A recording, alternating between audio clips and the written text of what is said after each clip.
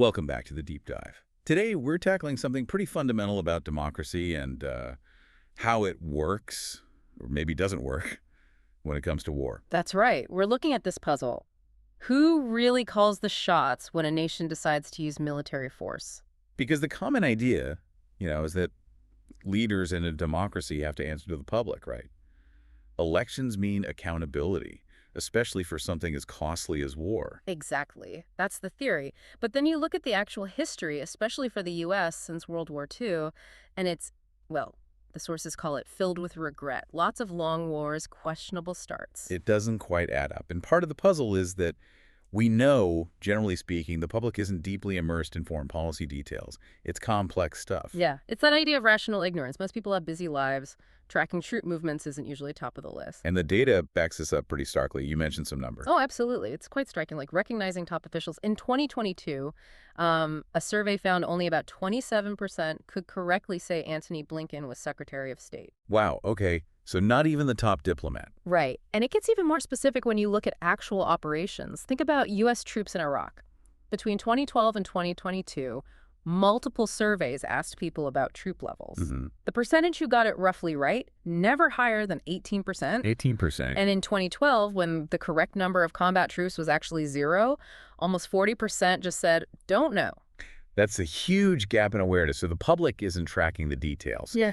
But leaders act like they're terrified of public opinion on war. They do, which suggests something else is going on beneath the surface. Wow. Now, add in party politics. We have these sticky brands, right? Republicans seen as hawkish, maybe too eager for war. And Democrats perceived as more dovish, maybe less focused on security. That's the stereotype. Right. But look at the actions. Democratic presidents, think Truman in Korea, Johnson in Vietnam, Obama extending drone warfare or intervening in Libya. They've initiated or expanded major conflicts plenty of times. So the party label doesn't fully predict behavior. It hints that internal pressures might be overriding the public brand. Precisely. And that's why the U.S. is such a good case for this deep dive. It's used force frequently since 45, lots of data points. Plus, the system itself, president versus Congress, the bureaucracy, lets us see these different elite groups interacting. Right. The separation of powers makes those dynamics clearer than in, say, a parliamentary system. Okay, so here's the core mystery then. Public's not watching closely. Party brand isn't the whole story. Yet leaders seem constrained, often towards hawkishness. Why? And that leads us straight to the main argument of the sources we're looking at.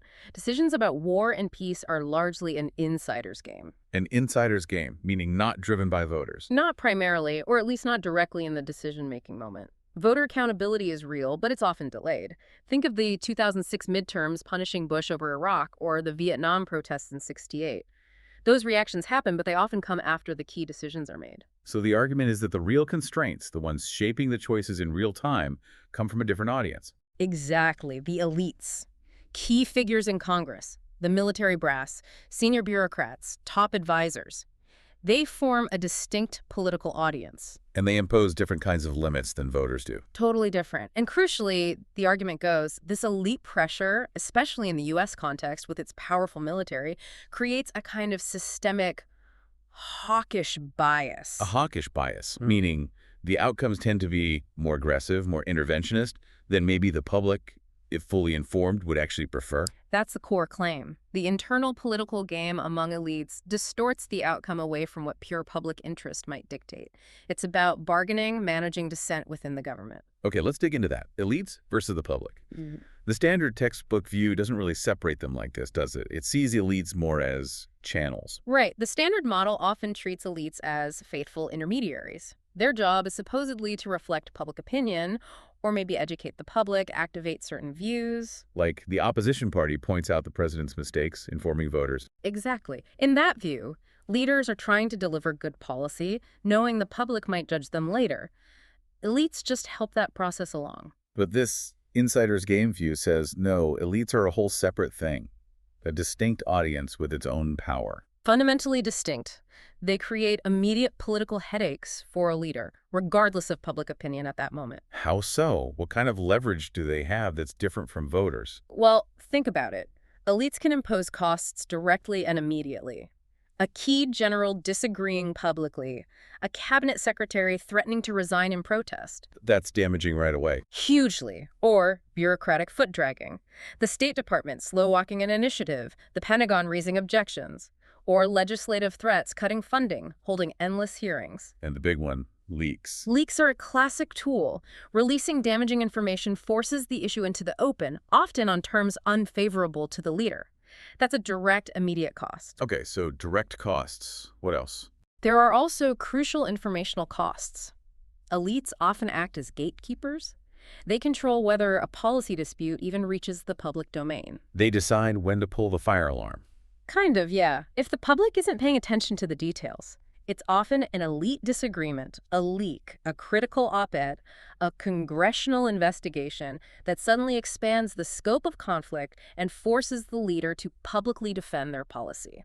So let me see if I've got this. Voters are like this background thread of accountability, maybe at the next election, based on the big picture outcome. Right. It's lumpy accountability, as the sources say, occasional outcome focus. But elites, they're right there every day, imposing immediate constraints, focus on specifics, strategy, and crucially, on the political capital the leader needs for other things. That's a key distinction. Elites care about the immediate political costs, the impact on the leader's entire agenda, not just the foreign policy issue at hand.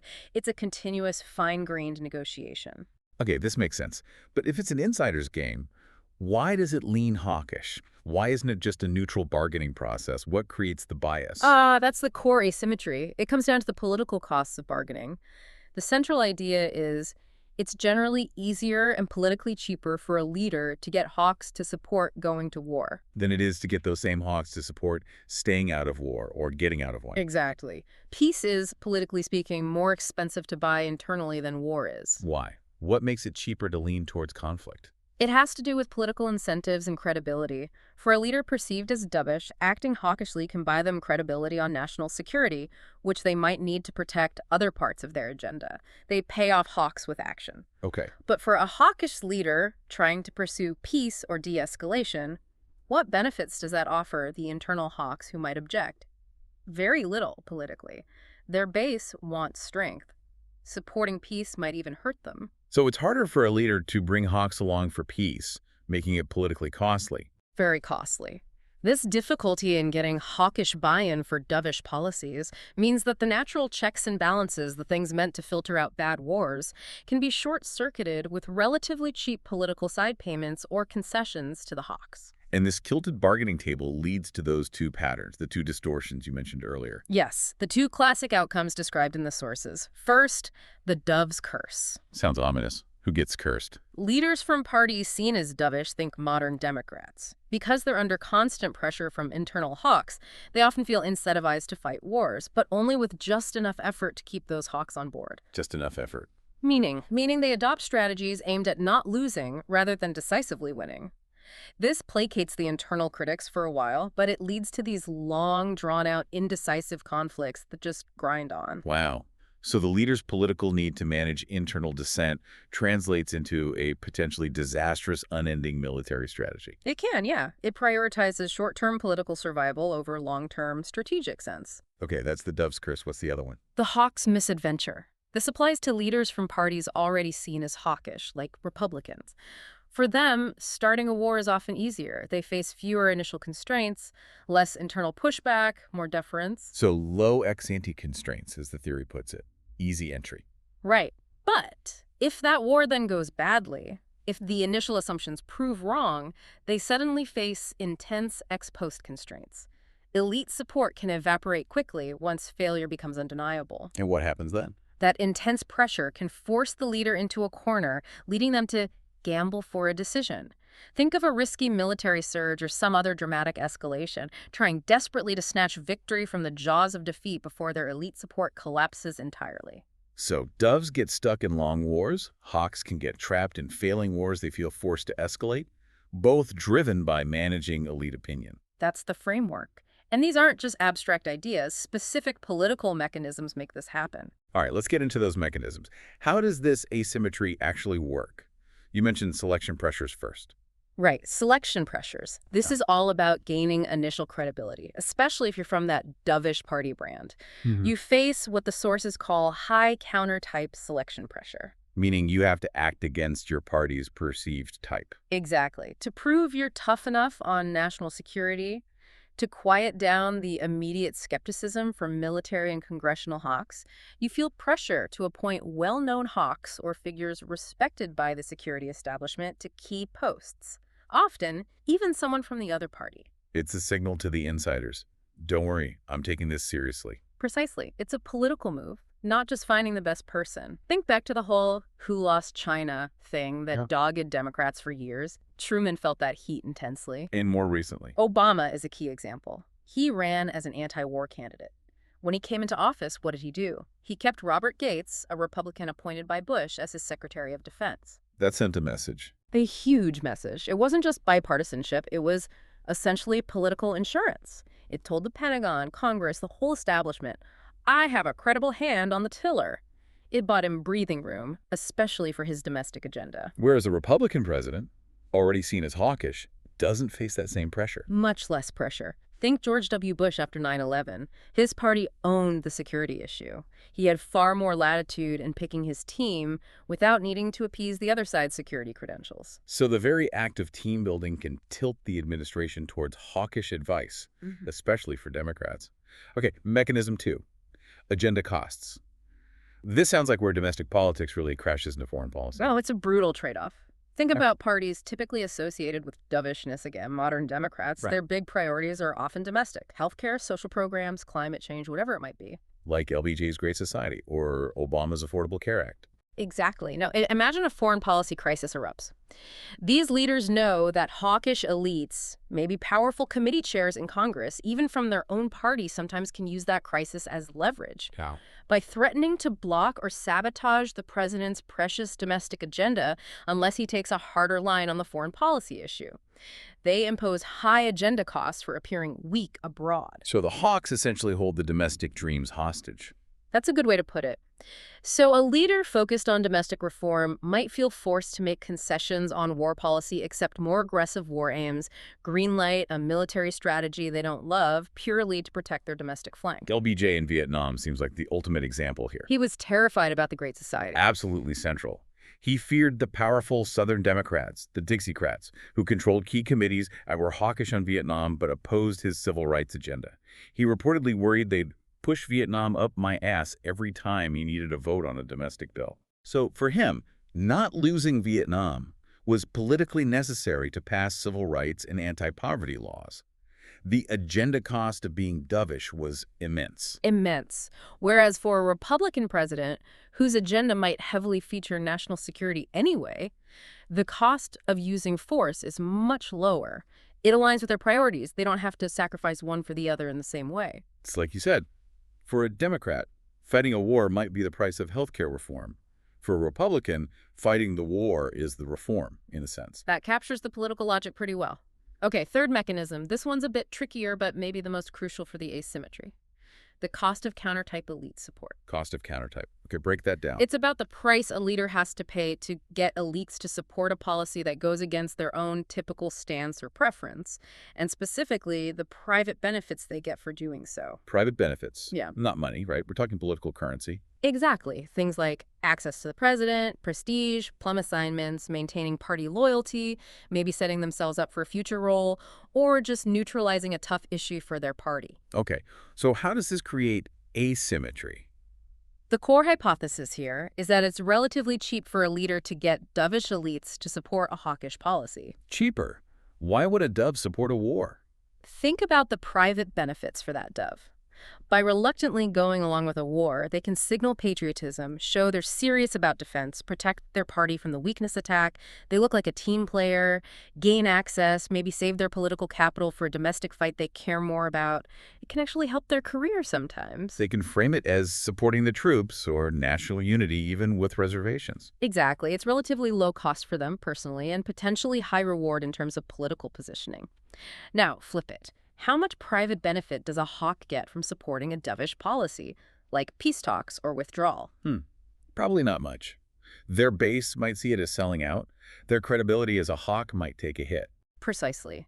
There's little upside and potentially significant downside for them. So for a leader trying to pursue peace, getting those key hawks on board requires overcoming significant resistance. The political price is very high. Wow. So the market for elite support is rigged?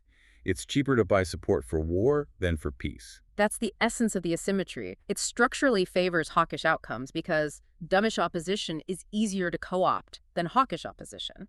Okay, these mechanisms, selection pressure, agenda costs, the cost of countertype support, they paint a picture of how this insider's game gets tilted. Let's see them in action. Talk us through the Dove's curse with Truman in Korea. Right, 1950. Truman's a Democrat, remember, and he's reeling from the who lost China accusations. Huge credibility gap on foreign policy, especially Asia. So he's already under immense pressure before North Korea even invades. Intense pressure. So when the invasion happens, it's not just a geopolitical crisis, it's a political crisis for him. He needs to look tough. And how did the side payments work right at the beginning? Almost immediately, he made a major concession, but not actually about Korea. To appease the powerful Taiwan lobby hawks in Congress and his own administration obsessed with supporting Chiang Kai-shek, Truman ordered the U.S. 7th Fleet into the Taiwan Strait. Protecting Taiwan from mainland China. That wasn't directly related to stopping the invasion of South Korea. Not directly at all, but it was a crucial political side payment. It bought him support, or at least neutralized opposition, from key hawks. But it also dramatically changed U.S.-China policy for decades, a huge spillover effect driven by domestic politics. Paying for Korea policy with Taiwan policy. Got it. Yeah. And then there was General MacArthur. MacArthur. Wildly popular, politically powerful, and extremely hawkish. Truman felt he absolutely had to keep MacArthur on board to maintain domestic support for the war. Which meant constantly accommodating MacArthur's demands for more aggressive action, allowing the push across the 38th parallel heading towards the Yalu River border with China. These were incredibly risky moves. Moves that ultimately provoked Chinese intervention. Directly. But Truman felt politically trapped. His goal became keeping MacArthur happy enough to stay quiet, to avoid that political firestorm if MacArthur resigned or complained publicly. He was managing the general more than the war, in some ways. The Dove's curse in action. Yeah. Politically necessary moves lead to strategic disaster. And Truman tried to control the information flow, too. He went through the UN instead of Congress for authorization, partly to limit partisan debate and elite second-guessing. Did it work? For a while, until MacArthur became openly insubordinate, forcing Truman to fire him in April '51. And that triggered the massive political explosion Truman had feared all along. His popularity plummeted, the war dragged on, stalemated. A truly cursed situation. Okay, let's shift to LBJ in Vietnam. Same pattern. Perhaps the most tragic example. LBJ's situation, as we touched on, was dominated by the Great Society. He saw Vietnam through the lens of his domestic agenda. Failure in Vietnam meant failure on civil rights and poverty programs, in his mind. Absolutely. The Dixiecrats held the keys, and they were hawkish. So his approach to Vietnam was all about managing them and other elite hawks. The Tonkin Gulf Resolution in '64 fits this. He got Congress on board early. Yes, but how he did it is key. It was less about genuine consultation and more about getting political cover. He presented it as a response to an attack, minimized debate, withheld conflicting information about the incident itself, and basically used the resolution as a procedural side payment to Congress. You're on board now, right? Giving him a shield against later criticism. And the military strategy followed this logic. Minimum necessary effort. Exactly. Not to lose, but not necessarily a plan for decisive victory either. Just enough military action, just enough escalation to keep the Joint Chiefs and other hawks from revolting publicly. It was a balancing act. Militarily questionable, but politically necessary for him at the time. That seems to have been his calculation. It kept the elite consensus fragile but intact long enough to pass the Great Society legislation, until the Tet Offensive in 1968 blew that consensus apart. And the information management. That 1967 Order of Battle controversy, what was that about? A really stark example. The administration was pushing the narrative that they were winning the war of attrition, reaching the crossover point where enemy losses exceeded replacements. Right. Well, the CIA's analysis included Viet Cong irregulars, militia, in the enemy numbers, which made it look like the enemy was much larger and the crossover point hadn't been reached. The administration pressured the CIA heavily to stop counting those irregulars. Cooking the books to support the political narrative needed to keep the hawks happy. Essentially, yes. manipulating intelligence estimates to manage elite perceptions and maintain support for Johnson's middle path strategy. Chilling. Okay, let's flip to the other side. The Hawks misadventure. Easy start, tough ending. Bush and Iraq in 2003 seems like the obvious case. Classic Hawks misadventure. Bush, Republican, post 9/11. The initial constraints were incredibly low. High deference, strong party brand on security. So initiating the war was relatively easy, politically. Much easier than it might have been otherwise. And they were effective at co-opting potential opposition, especially among Democrats. Think about figures like Dick Deppart, maybe with presidential hopes. They faced pressure to support the war authorization, neutralizing dissent within the opposition party. And the administration used Colin Powell very strategically. Absolutely. Powell, the respected general, the relative moderate, having him make the case at the UN was the ultimate insider cue. It signaled seriousness and broad support, even if there were internal doubts. It was a very effective, low-cost way to secure elite buy-in. So, low ex-ante constraints. But the war went badly. The cakewalk didn't happen. No. And that led to the ex-post constraints kicking in hard. The 2006 midterms were a massive rebuke, a clear message from the voters channeled through the election that the war was failing. Yeah, Bush didn't pull out. He doubled down with the surge in 2007. Right. Faced with collapsing support and political defeat, he chose the gamble for a decision. Increase troop levels dramatically, change strategy, try to create a success story before the political window slams shut entirely. That must have required another round of managing internal dissent, even within the military. How did he sell the surge internally? More side payments and careful management. Things like budget increases for the military helped grease the wheels. Key military figures who opposed the surge, like General Casey, were moved into different roles, effectively sidelining their dissent. And they created a new public narrative. They built it around General Petraeus and Ambassador Crocker.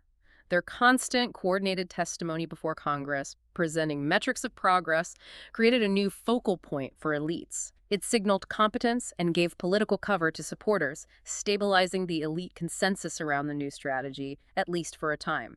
It seems this pattern can happen even without huge public outcry. You mentioned Reagan in Lebanon, 1982-84. Yeah, that's a fascinating, smaller-scale example. The public wasn't really up in arms about the small deployment of Marines in Beirut. Support was described as tepid, but generally permissive. So the withdrawal wasn't driven by voters banging down the White House door. Not at all. It was almost entirely driven by internal elite dissent.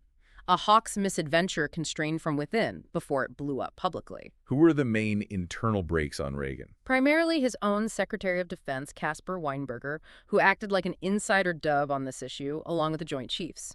They consistently argued against the mission's expansion, pushed for tight rules of engagement, and questioned the strategic purpose. So constant friction within the administration itself. Severe friction. It culminated after the horrific Marine barracks bombing in 1983. There were credible accusations that the Pentagon slow-walked or even undermined presidential orders for retaliatory strikes because they fundamentally disagreed with the mission's viability. That's a huge breakdown. Wow. The military resisting the commander-in-chief. It showed how hamstrung the policy was by internal disagreement.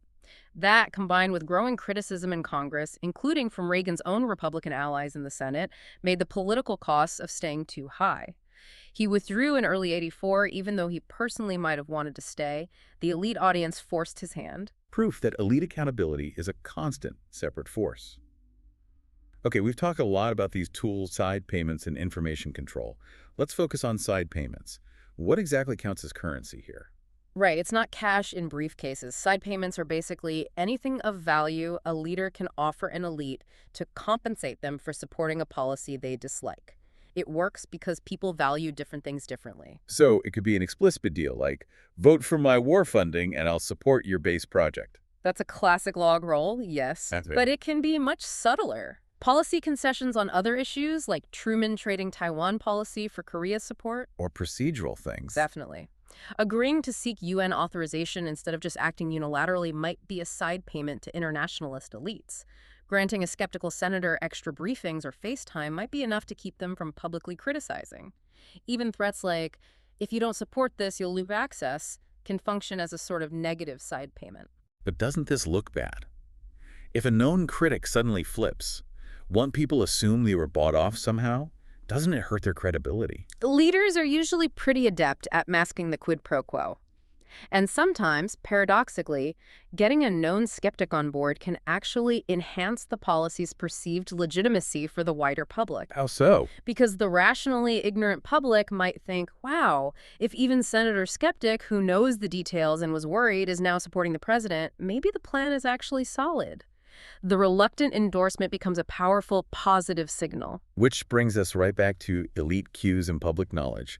The public isn't tracking details, so they look for shortcuts. Exactly. They rely heavily on signals from elites they trust or recognize, especially presidential advisors. Leaders know this and strategically deploy those cues. So, for a hawk starting a war, the best cue is A respected dove endorsing it. Think Powell at the UN. It neutralizes the reckless hawk fear. and for a dove trying to end a war. The best cue would be a respected hawk endorsing peace or withdrawal. That gives the dove cover against the weak on security charge. But you said that's much harder to get because of the asymmetry and private benefits for hawks supporting peace. Much harder, which reinforces the overall hawkish bias. Okay, let's bring this right up to the present. How does this insider game framework help us understand Joe Biden's withdrawal from Afghanistan in 2021? He's a Democrat, but he executed a full withdrawal, the kind of dovish action Truman and LBJ seemed politically unable to take. Right, he seemed to avoid the dove's curse. How? Well, looking at the mechanisms, he seems to have consciously neutralized the selection pressure problem. Unlike Obama keeping Gates, Biden appointed people like Lloyd Austin at defense who were known to be broadly aligned with his desire to end the war. He didn't import a counter-type hawk who would fight him internally. Correct. That immediately lowered the potential internal resistance. Second, on agenda costs, his calculation seems different. How so? The withdrawal was chaotic and politically damaging, focusing on competence. It was. But Biden seemed willing to absorb that specific political cost. He repeatedly said he wouldn't pass the war to a fifth president. Part of his calculus might relate to our current era of extreme polarization. Polarization changes the game. Potentially. The sources raise this intriguing possibility. If you assume major domestic legislation now only passes on party line votes anyway, Which is often the case. then the ability of the opposition party to use a foreign policy failure to block your domestic agenda is weakened. They were never going to vote for your bill anyway, regardless of Afghanistan. So the leverage that hawkish elites used against LBJ holding the Great Society hostage over Vietnam might be less potent in a hyperpolarized environment. It's a plausible argument. It might reduce the agenda costs for a dovish president, freeing them up somewhat to act more in line with their preferences, even if it incurs other political costs, like criticism of competence. That's a fascinating twist. Okay. So let's try to wrap this all up. We started with this paradox. Democracies are supposed to be accountable on war, but the record is often one of regret. And the insider's game argument suggests the real action isn't primarily between leaders and voters, but among elites within the government. Driven by mechanisms like selection pressures, agenda costs, and the asymmetric cost of buying support. Which together create a systemic hawkish bias, making it politically easier to start or prolong wars than to avoid or end them. Leading to the dove's curse. Long, indecisive wars fought by constrained doves and the hawk's misadventure risky wars started by unconstrained hawks who then face collapse if things go wrong. And the tools are managing elite dissent through side payments and controlling the information environment through elite cues. It suggests elite accountability is very real, just not the same as public accountability, and it often produces outcomes the public might not choose. Which leaves us with a really provocative final thought, especially building on that Biden polarization point. Right. If elite bargaining is just part of how democracy works, and if hyperpolarization maybe, just maybe, weakens some of the mechanisms that create the hawkish bias, like agenda costs, what does that mean going forward? Will increased polarization actually lead to a less hawkish U.S. foreign policy because dovish leaders feel less constrained? Or will it just create new kinds of dysfunction? Maybe foreign policy becomes purely driven by partisan signaling, leading to its own kinds of misadventures. That's the question to ponder. Does polarization accidentally fix the hawkish bias? Or does it just break the sister in a different way? Something for you, the listener, to think about. Does our divided politics change the calculus of war and peace?